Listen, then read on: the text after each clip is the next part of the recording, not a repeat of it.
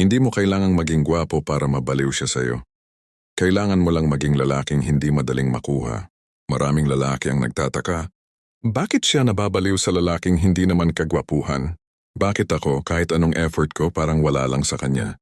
Pero ang hindi alam ng karamihan, ang babae hindi nababaliw sa itsura. Nababaliw siya sa emosyon na nararamdaman niya kapag kasama ka. At kung marunong kang laruin ang emosyon niya, hindi mo na kailangang habulin siya.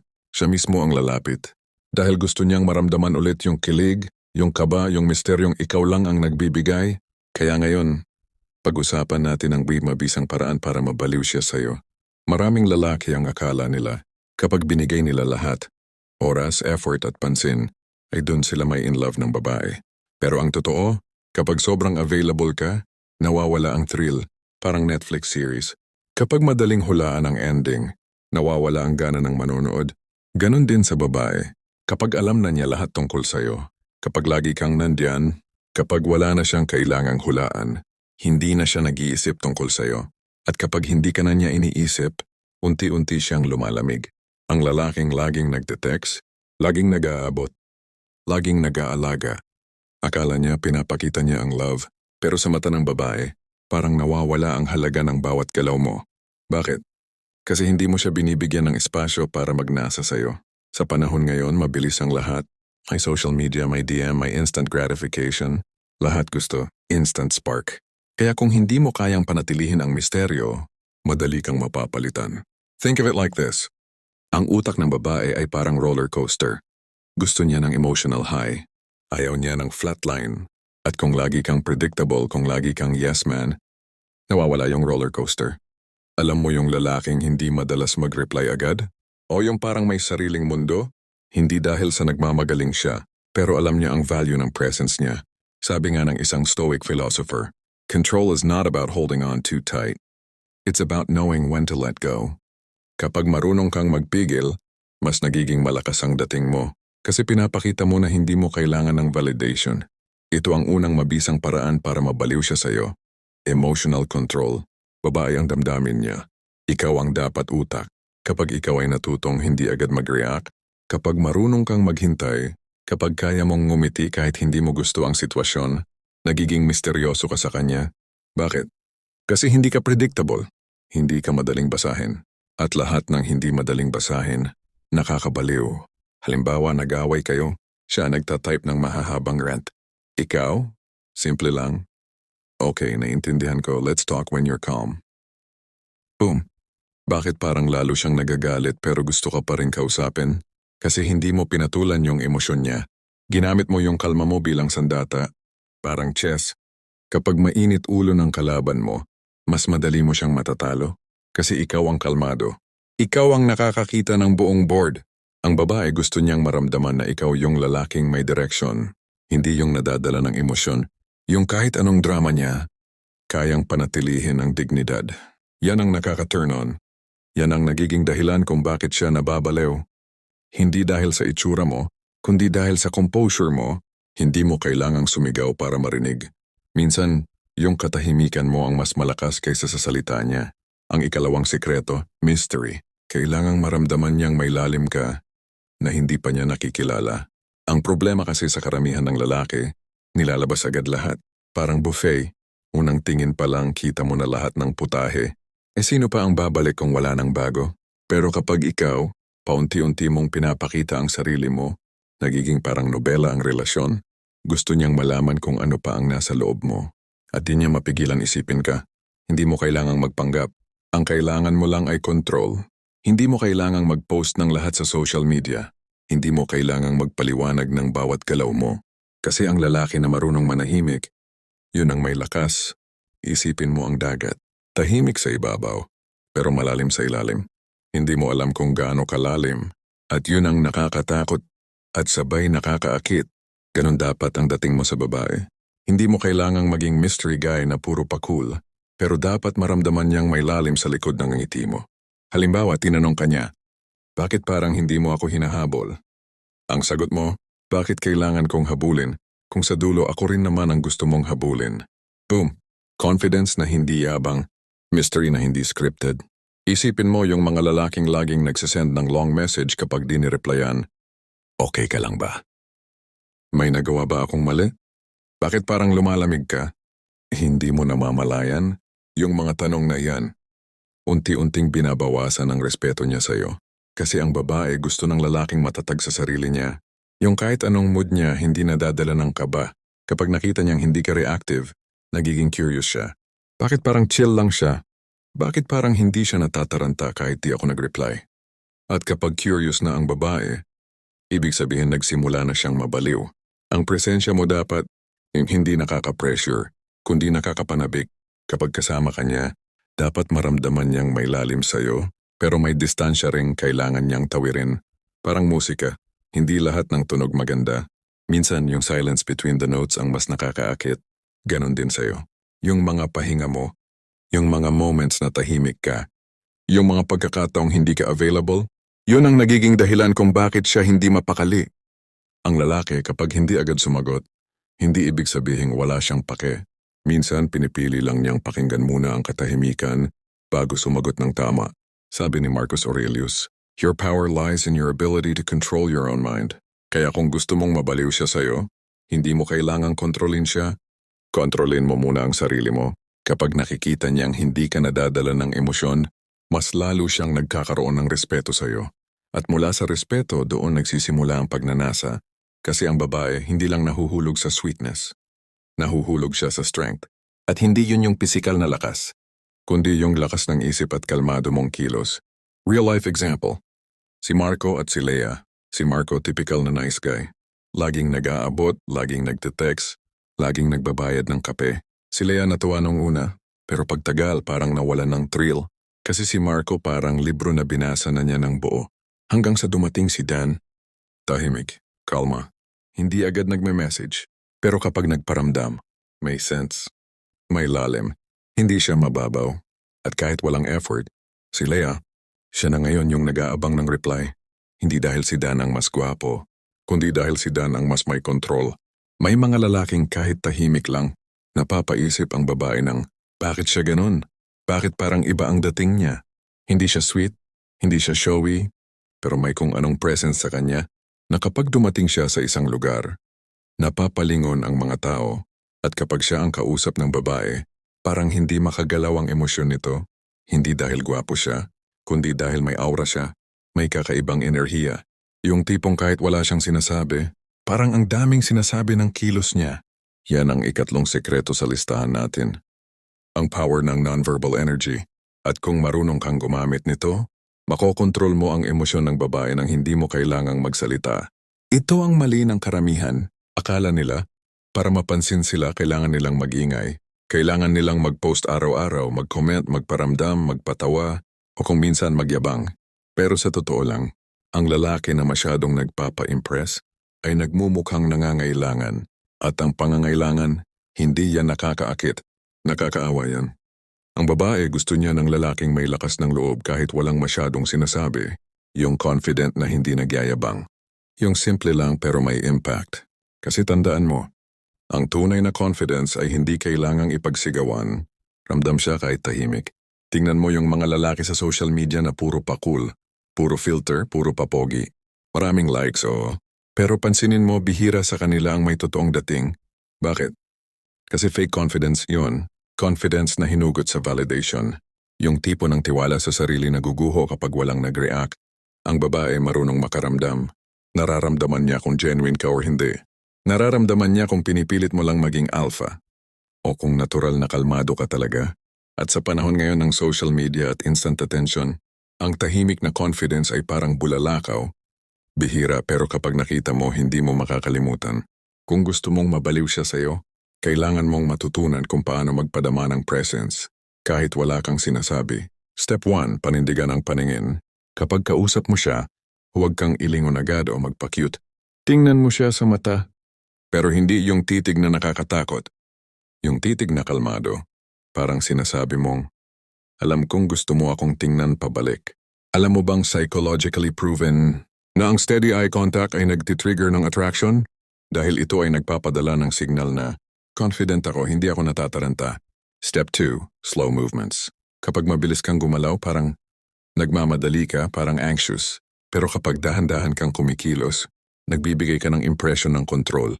At ang control yan ang nagpapatibok ng puso ng babae. Step 3, voice tone. Yung lalaking marunong bumaba ng tono kapag nagsasalita, mas nakakaakit kaysa sa maingay at mabilis. Hindi mo kailangang magpamacho, kailangan mo lang maging kalmado. Kapag ang boses mo ay steady, parang may power sa bawat salita mo. Isipin mo ang apoy. Ang apoy na marahas, mabilis mawala. Pero ang apoy na dahan-dahan, yun ang kayang magpainit ng buong paligid. Ganyan din ang presence mo dapat. Hindi mo kailangang sumabog agad. Kailangan mong maramdaman ng babae na kahit tahimik ka, may init kang dala. Sabi nga nila, ang lalaki na kalmado sa labas pero malalim sa loob. Yun ang tipo ng lalaki na iniisip ng babae kahit wala siya sa harap niya. May mga lalaki na physically present pero emotionally transparent. Lahat ng nararamdaman nilalabas agad. Kapag masaya, sobra. Kapag galit, halata. Kapag seloso, hindi mapigilan. Ang problema, walang mystery. Walang challenge. Ang babae gusto niya ng lalaking may depth, yung hindi agad alam kung ano ang iniisip mo. Yung tipong nakaupo ka lang, pero hindi niya alam kung iniisip mo siya o hindi. At sa kakaisip niya, dun siya mababaliw. Ang ikaapat na sikreto, controlled distance. Hindi mo kailangang laging nandyan. Hindi mo rin kailangang laging cold.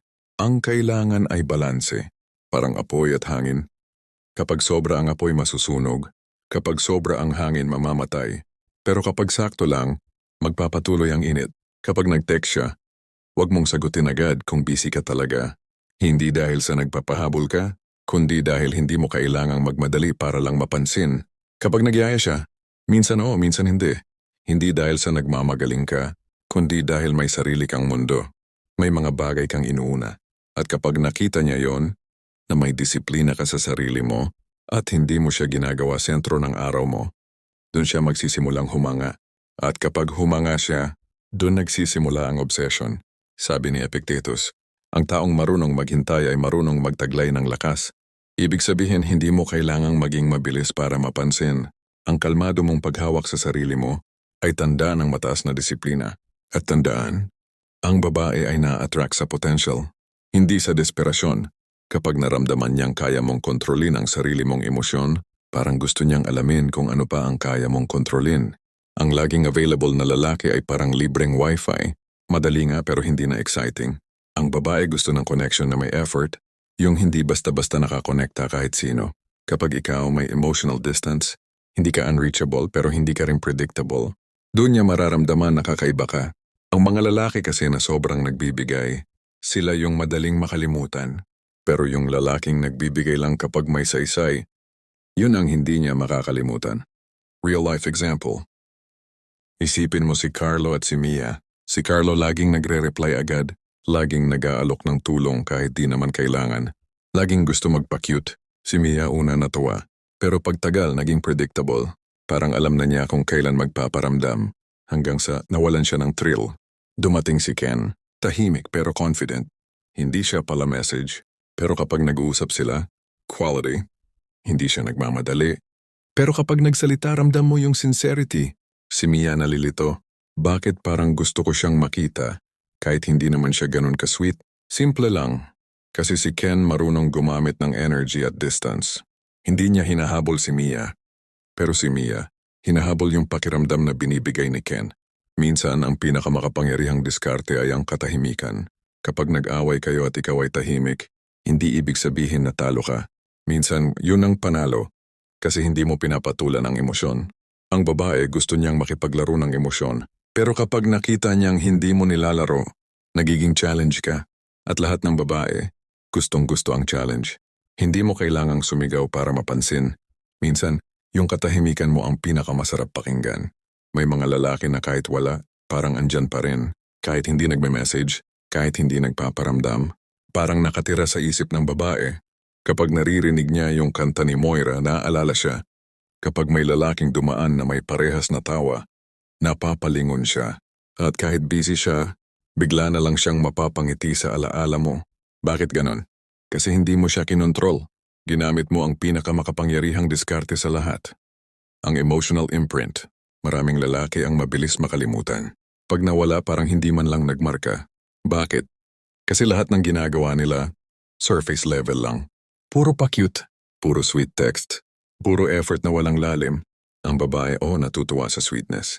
Pero hindi siya nababaliw sa mga good morning texts o sa ingat ka messages. Nababaliw siya sa lalaking may impact sa loob.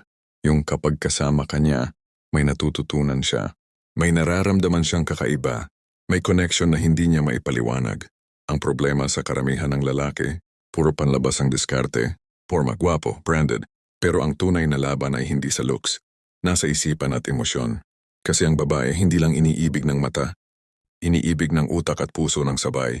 Kaya kahit gaano ka pa kagwapo, kapag wala kang lalim, hindi ka tatagal sa isip niya. Pero kapag marunong kang mag-iwan ng emotional mark, kahit hindi ka niya makita, ikaw pa rin ang laman ng gabi niya. Ito na ang ultimate weapon mo. Ang kakayahan mong mag-iwan ng emosyon, hindi dahil sa mga salitang sinasabi mo, kundi sa pakiramdam na binibigay mo sa kanya. Step 1. Magbigay ng experience, hindi lang presence. Kapag kasama ka niya, huwag lang basta makipag-usap. Gawing memorable ang moment. Huwag puro safe topics, huwag magtanong ng malalim. Anong bagay sa nakaraan mo ang gusto mong kalimutan pero di mo magawa? Anong pangarap mo na hanggang ngayon tinatago mo lang? Ang ganitong mga tanong, nagbubukas ng emosyon na bihirang maramdaman ng babae sa iba. At kapag ikaw ang nakapagpalabas noon, ikaw din ang mararamdaman niya sa tuwing naiisip niya yon. Step 2. Bigyan mo siya ng contrast. Ang babae ay na-attract sa emotional variety. Hindi mo kailangang maging perfect. Kailangan mo lang ipakita ang totoong tao ka. Kapag puro saya nakakaumay. Kapag puro seryoso nakakailang.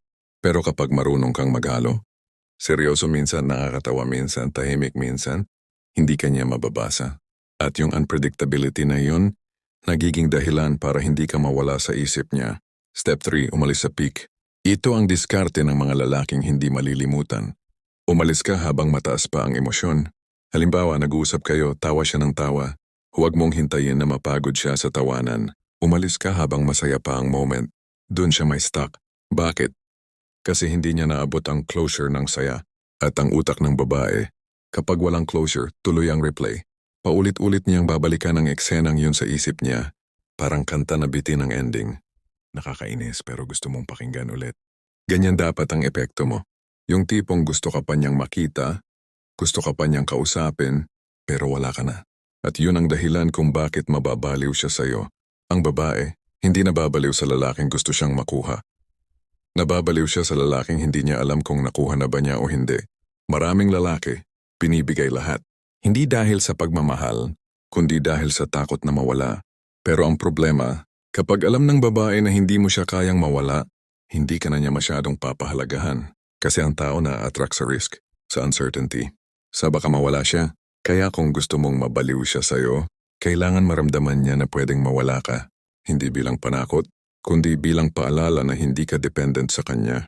Sabi ni Seneca, "He who needs nothing is invincible."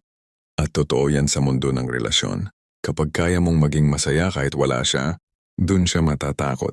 Hindi dahil mawawala ka sa buhay niya, kundi dahil mawawala siya sa buhay mo na kaya mo namang mabuhay ng maayos. At yun ang dahilan kung bakit siya mababaliw. Kasi gusto niyang maging parte ng mundong kaya mong paikutin kahit wala siya.